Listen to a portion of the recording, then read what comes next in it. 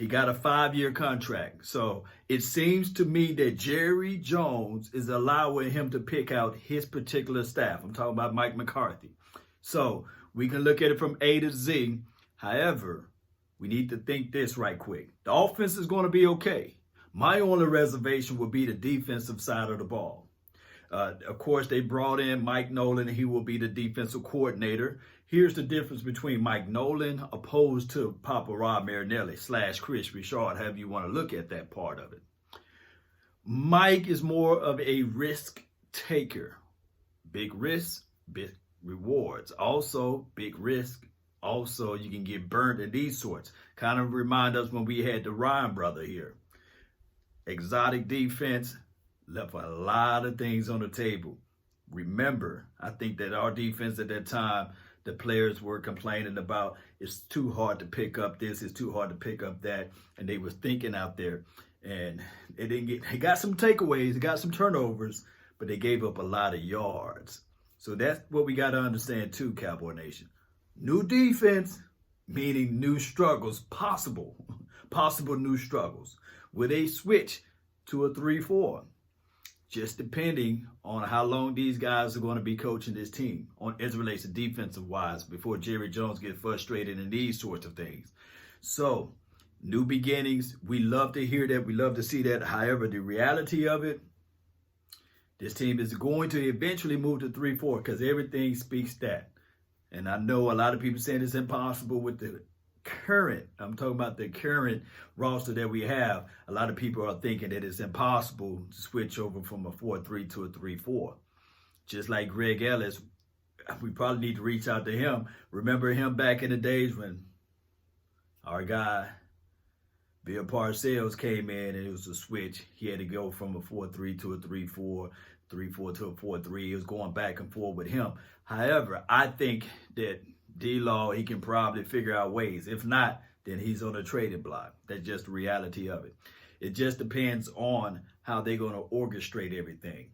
Naturally, they love 3-4, but right now, the staff may roll with a 4-3 until we get the personnel. And the personnel can change just like that. A few trades here and there. You can find your nose tackle, that 350-pound or 330-pound, give or take, trash can full of dirt, put them in the inside as a nose tackle. Because if you look at the roster now, we don't have nobody, absolutely nobody close to that weight. And we play a one-gap system.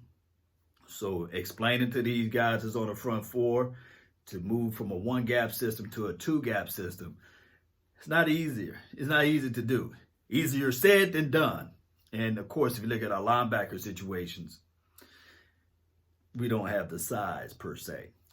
However, when you look at the total picture, those who can play outside linebacker, if Roger Goodell changes thing up, maybe you can see Randy Gregory come back this year, what have you, and maybe he can be your outside linebacker. And also the Oregon kid, his name at the tip of my tongue, Jelks, I believe, Jalen Jelks, outside linebacker position, he can play that. Doris Armstrong can play a little bit of that as well.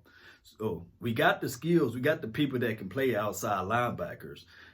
You can throw in Robert Quinn, although I think he prefers a 4-3, but he had his best career sacks ever in a 3-4. I think he had 19 sacks in 1 year. Of course, that was a long time ago, but just last year was, I believe, his second best year ever, and this was last year out of a 4-3. So Robert Quinn can play. You know, the boy can ball.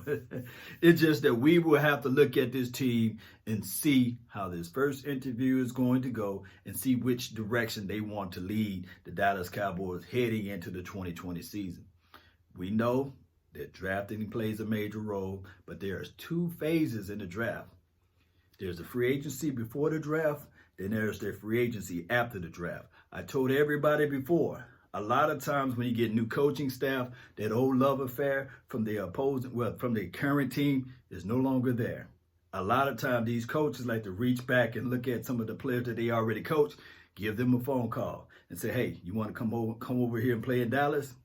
That's what happened in a lot of situations. So I don't know. I definitely don't know whether or not Mike McCarthy is going to pick up the phone and say, hey, you remember you played for me down there in Green Bay land? You want to play in Dallas? And as well as Mike Nolan, he might reach out to some of the Saints players and say, hey, your contract is up. Come on over here in Dallas. We believe in you. And as well as the other guys. So free agency should be different this year. Should be a whole lot different. And, you know, Stephen Jones, he don't believe in moving on free agent players and these sorts of things because he say you pay an average player like they're great and you pay a below average player like they're good. So it's one of those things. But I believe that we need a nose tackle. We need a safety. We need some other players that can identify with this 3-4 type of scheme. Because I do know that we are 4-3, but they're going to be looking and scouting for 3-4 guys. It's just the nature of the defensive coaches that we have now. So just look to keep that in your mind. And then also when the draft come around, I'm quite sure if I'm Mike McCarthy, I'm calling Will McClay and I'm saying, hey, you like Nick and Sam's? You want to eat this steak over here with me? Meal on me, man. Come on. And they're going to look over everything as far as player evaluations. And he's going to pick his brain. And Will McClay is going to pick Mike McCarthy's brain. And then they're going to drive and dwell together. And they're going to figure out what they need to do as it relates to this team collectively. And then after the draft, we already know that some teams get rid of players. That's the second phase of the draft or the free agency. They get rid of some players. They do. Because they look at it and say, hey, we got this guy that we drafted and we feel like this guy can help us out. And that's what they do. It's just out of nature and the flow of things. And that's where you can get your veteran guy and these sorts. So this team is going to look different. We like what we are able to see right now as it relates to coaching movements. I can tell you this right off the jump.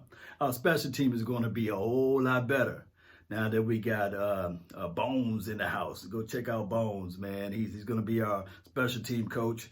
And then our defensive front is going to be different because we got Jim Tom Sula that's going to be helping out with the defensive front. A whole different philosophy from what Papa Rob Marinelli is saying. But we will know more after the press conference, and we'll see how Mike McCarthy bring up what he want to do with this team. Cowboy Nation, it may seem strange right now. It may seem as if though everything is chaotic as it relates to contract talk with Dak Prescott, as it relates to what the world you do with Amari Cooper. And of course, Kellen Moore. A lot of people is upset about his situation. He's no longer the person that's going to call the plays. I believe Mike McCarthy is going to bring him on board. But they got this thing called installment. Although Kellen Moore would still be the offensive coordinator, he may not call the plays, which is good, because that's why we brought in Mike McCarthy.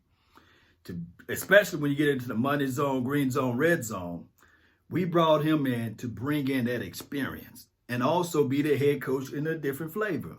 It's not time for Kellen Moore to be a head coach, and it's definitely not time for us to say, hey, we want you to call the plays again.